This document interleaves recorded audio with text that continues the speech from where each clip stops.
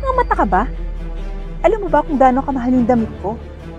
Mas mahal pa to sa buhay mo. Tatanga-tanga ka, buwisit.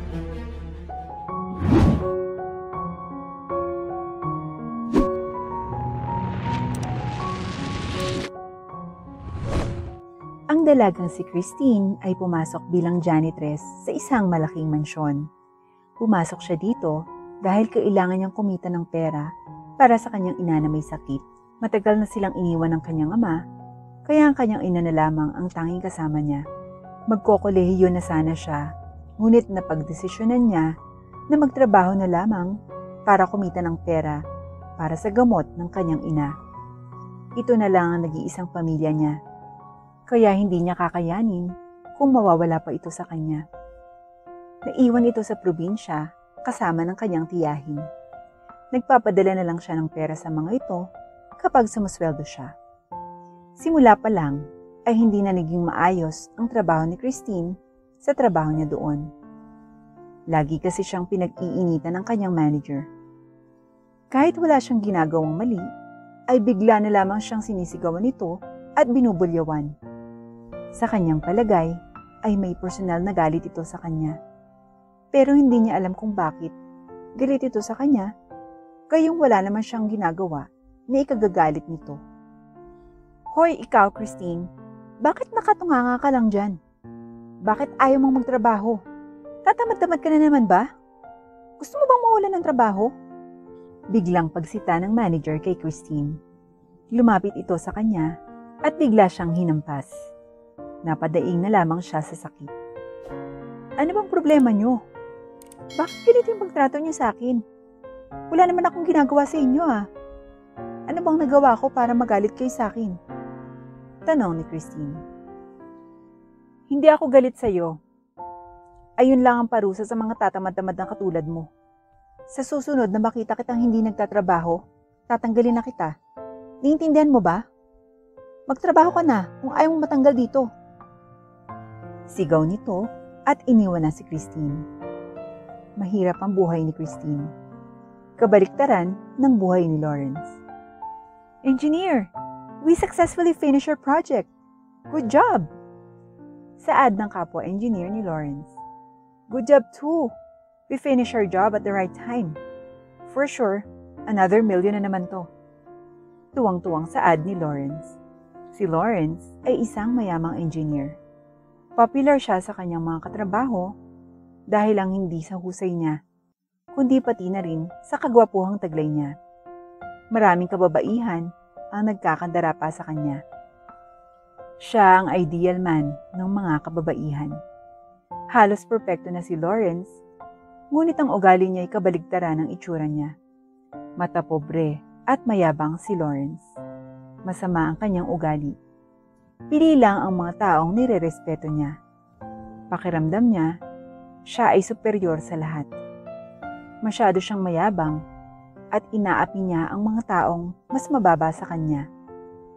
Mapagmataas siya dahil sa mga bagay na nakakamit niya ngayon. Sa isip niya ay walang hihigit sa kanya dahil gwapo na nga ay mayaman pa siya. Mayaman man si Lawrence, ngunit hindi niya ginagamit ng tama ang perang natatamasa niya. Pinangbibisyo niya lamang ito at pinambababae. Marami na siyang pusong winasak. Isa siyang matapobre at misogynist. Naniniwala siyang mas higit ang mga lalaki sa mga babae. Kaya't pinaglalaroan niya lamang ang mga babae at wala siyang pakialam sa mga nararamdaman ng mga ito. Isang araw, naimbitahan si Lawrence sa isang party kung saan nagtatrabaho si Christine. Engrandeng party ang napuntahan ni Lawrence. Magagara ang mga dekorasyon at masasabi mo talagang engrande ito dahil na rin sa ayos at sa masasarap na pagkain na nakahanda sa buffet. Ang mga bisita rin ay bongga ang mga kasuotan at masasabi mong mayayaman ang mga ito. Samantala, sa mismong party din iyon, naatasan si Christine na maging janitress.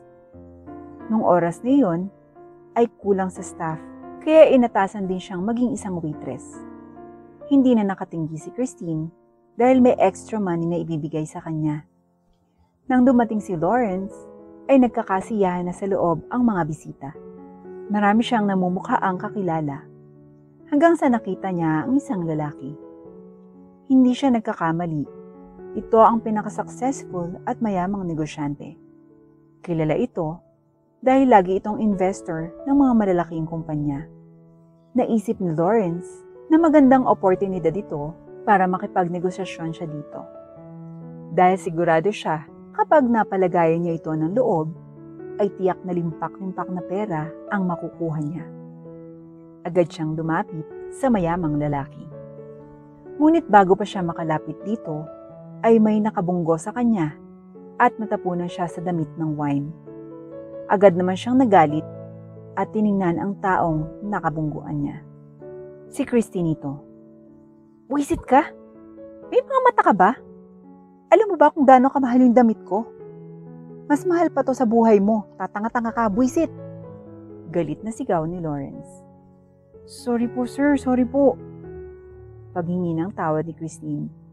Bigla kasing sumulpot ang lalaking nasa harapan niya kanina, kaya't nabunggo niya ito. "Anong magagawa ng sorry mo? Mababayaran ba ng sorry mo yung damit ko? Wisit ka! Paborito ko pa naman to. Wisit kang babae ka." Galit na sigaw nito at sinampal ng malakas si Christine. Dahilan para matumba ito. Napahawak na lang si Christine sa pisngi. Namumula ito sa sobrang lakas ng sampal sa kanya. "Iyan ang nababagay sa'yo. Buwisit ka. Kadiri. Hindi nababagay dito ang mga mahihirap na katulad mo. Kung ako sa'yo, magpapakamatay na lang ako. Ang mga hampas lupang katulad mo ay salot sa lipunan. Salot ka!" Galit na sigaw pa rin ni Lawrence. Pinagsisigawan niya si Christine at pinagsabihan nito ng mga masasakit na salita. Hanggang sa kumalma na siya. Napatingin siya sa paligid. Nakatingin ang lahat ng tao sa kanila. Nakaramdam ng hiya si Lawrence. Nakita ng lahat ang tunay na kulay niya. Sa sobrang hiya ay nag-walk out siya. Naisip niya na siguradong pag-uusapan siya ng mga taong nakasaksi sa ginawa niya. Isa iyong malaking kasiraan sa reputasyon niya. Lalo siyang nagalit. Sinisisi niya si Christine sa nangyari sa kanya. "Kasalanan to lahat ng buwisit na babaeng yun," humanda siya sa akin. Galit na saad ni Lawrence sa sarili. Kinabukasan, hinanap ni Lawrence si Christine at agad naman siya nitong nahanap. Napangiti na lamang si Lawrence. Balak niya kasing pahirapan si Christine. Sinisisi niya ito sa mga nangyari kagabi. Ito ang sinisisi niya kung bakit siya napahiya kahapon. Ngayon, naririnig na niya ang mga balita tungkol sa tunay niyang ugali. Naririnig niya mula sa mga katrabaho niya na pangit daw ang ugali niya at mabait lang siya sa mga mayayaman. Kaya't galit na galit siya kay Christine.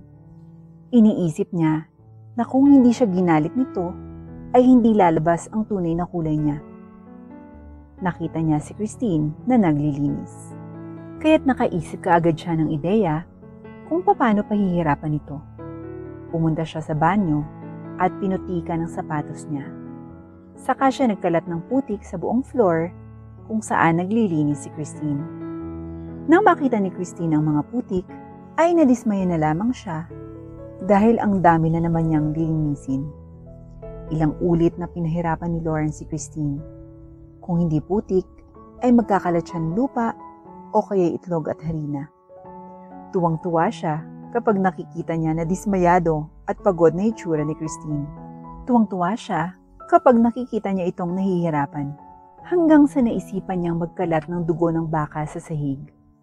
Nagkaroon ng gulo dahil sa ginawa niya at si Christine ang nasisi at napagalitan sa nangyari.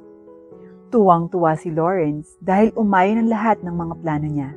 Samantala, pagod na si Christine. Sigurado siya na may nagpapahirap sa kanya mula ito sa building at sinasadya ang mga duming nakakalat sa sahig, ang mga putik, lupa at harina. Ngayon naman ay dugo. Hindi niya na kayang pagpapahirap kung sino man iyon.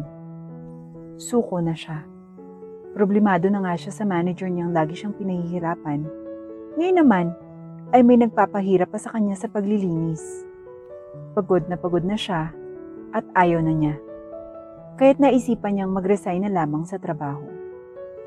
Sawa na rin kasi siya sa mga masasakit na salita na sinasabi ng manager niya. Na kesyo, wala siyang kwenta at tamad siya. Minsan pa ay sinasaktan siya nito ng walang dahilan. Kaya't naisipan niya na mag-resign na lamang. Total ay hindi na niya kaya. Habang naglilinis ay nahuli na ni Christine ang salarin. Ikaw ay nagkakalat dito, di ba? Bakit mo ginagawa to? Galit na sigaw ni Christine. Ngumisi naman si Lawrence. Hindi mo ba ako naaalala? Ako yung lalaking nabangga mo sa party. Wisit kang babae ka. Dahil sa'yo, sirang-sira na ang reputasyon ko. Kaya ito ang parusa mo. Bagay lang sa'yo maghirap. Total, hampas lupa ka lang. Isa kang salot sa lipunan. Ang mga katulad mo ay walang mararating sa buhay. Habang buhay ka lang maghihirap, tandaan mo yan. Wala kang kwenta, salot. Galit na saad ni Lawrence dito. Paulit-ulit na pinagsalitaan ng masasakit na salita ni Lawrence si Christine. Nasakta naman si Christine sa mga sinabi nito. Nang araw ding yon ay naging buo na ang desisyon ni Christine na mag-resign. Hindi na niya kayang pagpapahirap na dinaranas niya. Hindi niya alam kung bakit niya nararanasan ang mga yon, samantalang wala naman siyang inaapakang tao. Isa lamang siyang mabuting tao, pero para siyang pinaglalaroan ng tadhana. Puro pagpapahirap ang ibinibigay sa kanya. Doon ay nag-resign si Christine sa trabaho niya. Naisip niya na magtatayo na lang siya ng sariling negosyo. Akala ni Christine ay matatapos na ang paghihirap niya, ngunit nagkakamali siya. Habang naglalakad pa uwi, ay may mga babaeng humarang sa kanya. Sino kayo? Anong kailangan niyo sa akin? Tanong ni Christine. Hindi ito sumagot. Bagkus ay sinuntok siya nito, dahilan para matumba siya sa sahig at mapahawak sa kumikirot na sikmura. Pinagsasabunutan siya ng mga ito. Pinagtatadyakan at binubog siya ng mga babae hanggang sa hindi na siya makalaban. Biglang dumating ang manager ni Christine. Buwisit kang babae ka. Alam mo bang nabubuwisit ako kapag nakikita ko yung pagmumukha mo? Wala kang kwenta. Ambisyosa kang masyado. Wala kang mararating sa buhay mo. Akala mo kung sino ka. Lagi mo na lang akong gustong sapawan sa boss natin. Wala kang kwenta. Ngayon, wala ka na sa kumpanya. Kaya dapat kang turuan ng leksyon. Huwag ka nang babalik ha. Naintindihan mo ba? Galit na sigaw nito. Napa-oo na lamang si Christine para matapos na ang lahat. Ngayon, alam mo na kung saan ka lulugar. Sa susunod na makita pa kita rito, hindi lang yun ang aabutin mo.